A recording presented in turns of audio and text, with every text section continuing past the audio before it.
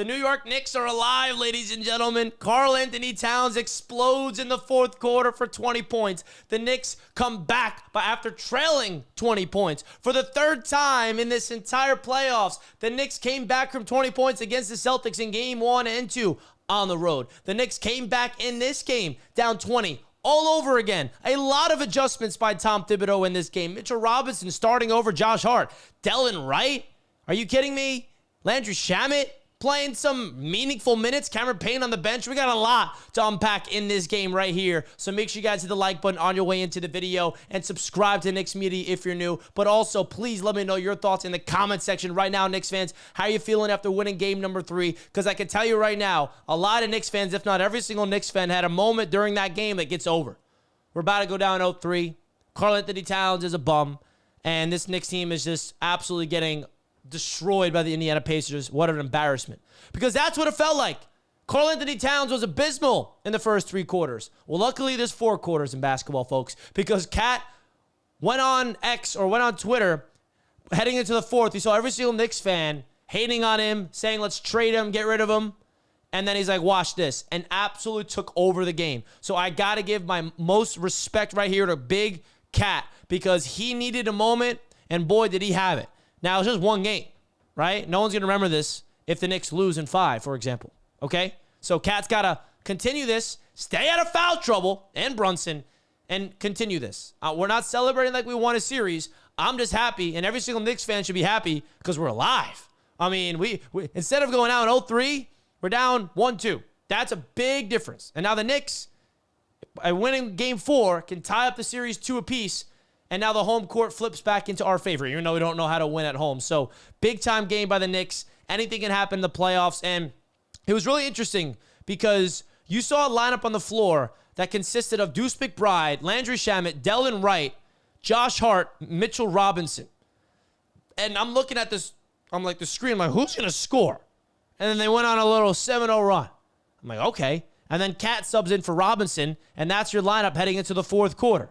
Wright, Shamet, McBride, Hart, and Cat. I'm like, wow, what an interesting lineup. And it's working. And we're like, whoa, what's going on here? Big shout out to Landry Shamet because he showed a lot of fire and heart. He hit a 1 3-pointer, but that was it. But he showed some hustle. Wright did not score, but he had some energy to him. He had some really good defense. You saw the defense level up, and that's why we won this basketball game. It wasn't just because Karl-Anthony Towns stepped up in the fourth quarter offensively, but the defense was fantastic for this Knicks team late in this game. That's how we were able to beat the Boston Celtics. That's how we were able to come back the way that we did. We clawed our way back with defense and the intensity level it up in the fourth quarter. That's all we can ask for, man. That's all this Knicks team is about. Rebounding, hustling, fighting, man. Karl-Anthony Towns, 24 points, all 20 of the points in the fourth quarter. Jalen Brunson, 23 points, all right? Both of them got to stay out of foul trouble because I'm so annoyed by their fouling.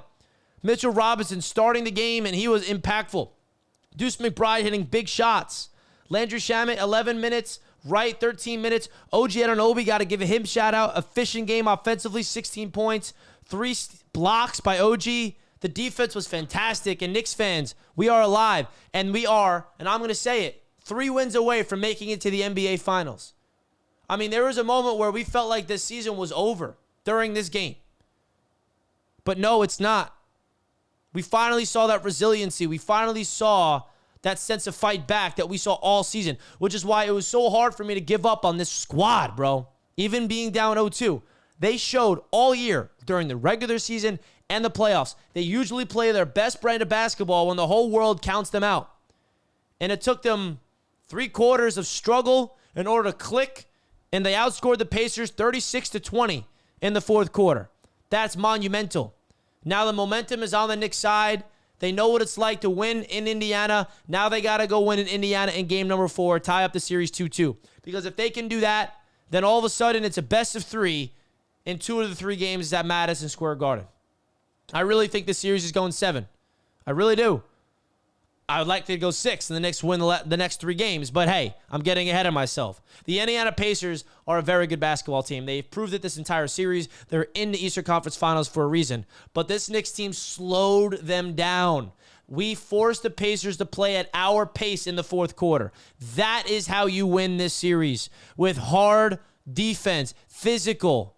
There was no open shots that the Pacers just started to miss. It was the defense. They did not let Tyrese Halliburton dance around like he usually does.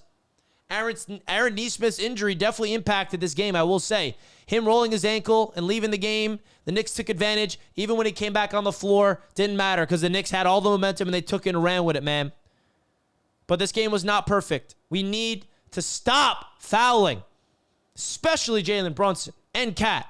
The ticky-tacky fouls. Yes, you can argue the refs this, refs that.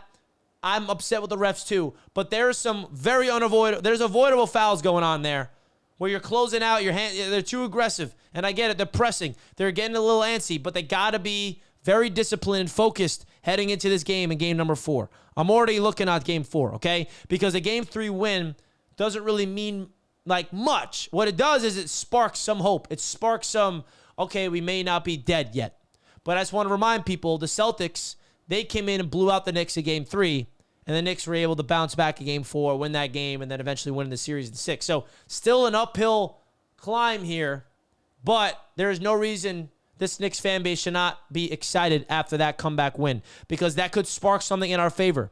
Let's not forget the Knicks had a 14-point lead in the fourth quarter with 2.5 minutes left in game number 1. We let that slip through our fingers, and the Pacers took that momentum into game 2, stole the game in the fourth quarter, and now the Knicks played awful the first 3 quarters. Maybe the Knicks found something. Maybe that adjustment the Knicks made is going to be that spark. Mitchell Robinson starting over Josh Hart, right? And even though Josh Hart was off the bench, he still played 34 minutes.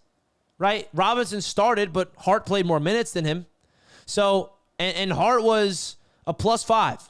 Shamet was a team high +12, by the way, in 11 minutes. So, the Knicks adjusted, and it felt like Thibodeau was kind of panicking a little bit. And I just want to say this right here, right now. If the Knicks lost this game, everybody would be piling on Tom Thibodeau with the type of players he put on the court tonight. So, with that, I'm going to give Tom Thibodeau his credit for this game. I'm not building him a statue. I'm not saying he's the guy.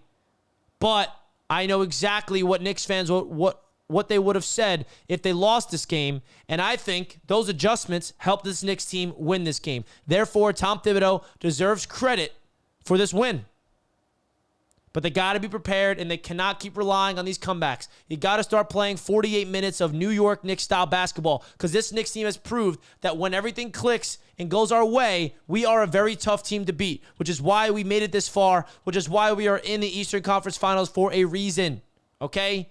Woo! I'm fired up right now, chat. Thank you so much for watching this video. Hit the like button if you enjoyed. Comment your thoughts if you did not already. That's my breakdown of game number 3 on the game 4. Let's go, Knicks.